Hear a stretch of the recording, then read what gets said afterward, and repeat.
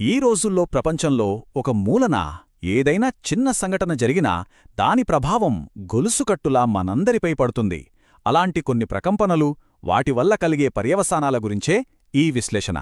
మనం దేని గురించి మాట్లాడుకోబోతున్నామంటే, మొదట ఇంధన సందిగ్ధత, తరువాత కృత్రిమ మేధలో వస్తున్న మార్పులు, అలాగే టెక్నాలజీకుండాల్సిన నియమాలు, చివరిగా మనం పీల్చే గాలి గురించి. సరే, మనం మొదటి కథ మొదలయ్యేది ప్రపంచంలోనే అత్యంత కీలకమైన, ఎప్పుడూ ఉద్రిక్తంగా ఉండే ఒక ప్రాంతంలో. ఈ ప్రాంతాన్నే సముద్రపు సందిగ్ధ ప్రాంతం అంటారు. అంటే ఇది ప్రపంచ వాణిజ్యానికి చాలా కీలకమైన ఒక ఇరుకైన సముద్రమార్గం అన్నమాట. మనం మాట్లాడుకుంటున్న హార్మూజ్ జలసంధి అలాంటి వాటిలో అత్యంత ముఖ్యమైనది. అయితే ఇరాన్లో జరుగుతున్న గొడవల వల్ల ఈ మార్గాన్నిప్పుడు దాదాపుగా మూసేశారు. ఇది ప్రపంచ ఆర్థిక వ్యవస్థకు గుండెలాంటిది. దీనివల్ల వచ్చిన సమస్య ఎంత పెద్దదో చూడండి. ప్రపంచంలో సరఫరా అయ్యే మొత్తం చమురులో దాదాపు 20% అంటే 5వ వంతు ఇప్పుడు ప్రమాదంలో పడింది. ఇక మన దేశం విషయానికొస్తే పరిస్థితి ఇంకాస్త తీవ్రంగా ఉంది. భారతదేశం తనకి కావాల్సిన ముడి చమురులో 85% పైగా దిగుమతి చేసుకుంటుంది. అలాంటి మన దేశానికి ఈ మార్గం మూసివేయడం అంటే ఇంధన భద్రతకే పెద్ద ముప్పొచ్చినట్టు. దీని తక్షణ ప్రభావం ఎలా ఉందంటే, షిప్పింగ్ ఇన్సూరెన్స్ ఖర్చులు ఏకంగా 10-15 రెట్లు పెరిగిపోయాయి. మన రత్నాలు, ఆభరణాల పరిశ్రమకి పెద్ద దెబ్బ తగిలింది. ఎన్నో విమానాలు రద్దయ్యాయి, టికెట్ ధరలు ఆకాశాన్నంటాయి. చివరికి మనం వాడే వంట గ్యాస్ కొరత కూడా ఏర్పడే ప్రమాదం ఉంది. ఈ పరిస్థితిని చెక్కదిద్దటానికి అమెరికా రంగంలోకి దిగింది. రష్యా నుంచి చమురు కొనుక్కోవడానికి భారతదేశానికి ప్రత్యేకంగా 30 రోజుల మినహాయింపు ఇచ్చింది. అయితే ఈ మినహాయింపులో ఒక మెలిక ఉంది. ఇది అన్నిటికీ అనుమతి కాదు. కేవలం భారతదేశం ఇప్పటికే డబ్బులు కట్టి సముద్రంలో చిక్కుకుపోయిన రష్యా చమురును తెచ్చుకోవడానికి మాత్రమే ఈ వెసులుబాటు. అంతేగాని కొత్తగా ఒప్పందాలు చేసుకోవడానికి కాదు. అంటే దీనివల్ల రష్యాకు కొత్తగా ఎలాంటి ఆర్థిక ప్రయోజనం ఉండదన్నమాట.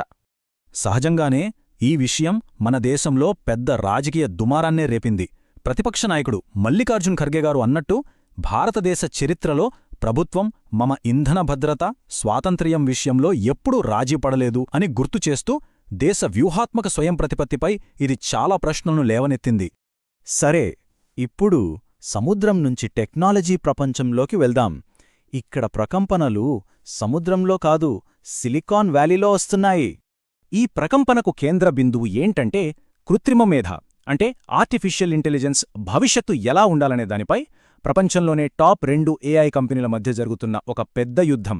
ఒకవైపు భద్రతే ముఖ్యం అనే ఆంథ్రోపిక్, మరోవైపు వేగంగా దూసుకెళ్లాలనే ఓపెన్ ఏఐ. ఇక్కడేం జరిగిందంటే, అమెరికా రక్షణ శాఖ అయిన పెంటగాన్ ఆంథ్రోపిక్ కంపెనీ తయారుచేసిన ఏఐని వాడుతోంది. అయితే ఆంథ్రోపిక్ కొన్ని నైతిక షరతులు పెట్టింది. తమ ఏఐని సైనిక అవసరాలకు వాడాలంటే అమెరికన్ పౌరుల మీద సామూహిక నిఘాకు వాడకూడదని చెప్పింది. అలాగే ఆయుధాలు వాటంతటవే నిర్ణయాలు తీసుకునేలా చెయ్యకూడదని కూడా కండిషన్ పెట్టింది. కాని అమెరికా ప్రభుత్వం ఈ షరతులను ఒప్పుకోలేదు. ప్రభుత్వం దీనికి చాలా వేగంగా, కఠినంగా స్పందించింది. ఆంథ్రోపిక్ను సరఫరా గొలుసు ప్రమాదంగా ప్రకటించింది. అంటే దాదాపుగా ఆ కంపెనీని ప్రభుత్వ ప్రాజెక్టుల నుండి బ్లాక్లిస్ట్ చేసినట్టే. ఇప్పుడు చూడండి, ఏఐ నైతికతపై జరుగుతున్న ఈ పెద్ద యుద్ధం, దాని ప్రభావం సమాజం మీద నేరుగా పడుతోంది. మనందర్నీ కొన్ని కఠినమైన ప్రశ్నలు అడిగేలా చేస్తోంది. వాటిలో అన్నిటికన్నా ముఖ్యమైన ప్రశ్నేంటంటే, టెక్నాలజీ వల్ల కలిగే ప్రమాదాల నుంచి మన పిల్లలను, యువతను ఎలా కాపాడుకోవాలి? ఈ ప్రశ్నకు సమాధానంగా ఇప్పుడు ప్రపంచవ్యాప్తంగా ప్రభుత్వాలు రంగంలోకి దిగుతున్నాయి. ఆస్ట్రేలియా, మన దేశంలో కర్ణాటక, ఆంధ్రప్రదేశ్ లాంటి రాష్ట్రాలు కూడా మైనర్ల కోసం సోషల్ మీడియాపై నిషేధం విధించాలని చూస్తున్నాయి.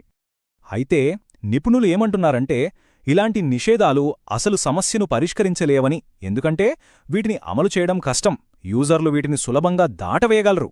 అన్నిటికన్నా ముఖ్యంగా ఈ ప్లాట్ఫాములు మనల్ని బానిసలుగా మార్చే అల్గారిథములనే అసలు సమస్యను ఈ నిషేధాలు పట్టించుకోవట్లేదని వాదిస్తున్నారు.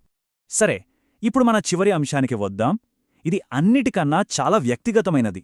ఎందుకంటే ఇది మనం పీల్చే ప్రతి శ్వాసతో ముడిపడి ఉంది.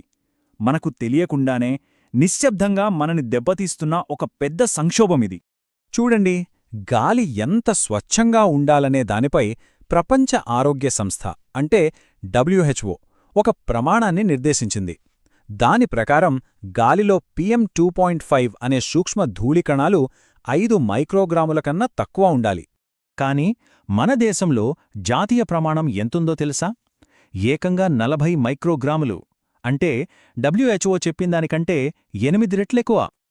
ఇక్కడ షాకింగ్ విషయమేంటంటే ఇంత తక్కువ కఠినమైన ప్రమాణాన్ని కూడా మన దేశంలో దాదాపు ఏ నగరమూ అందుకోవట్లేదు.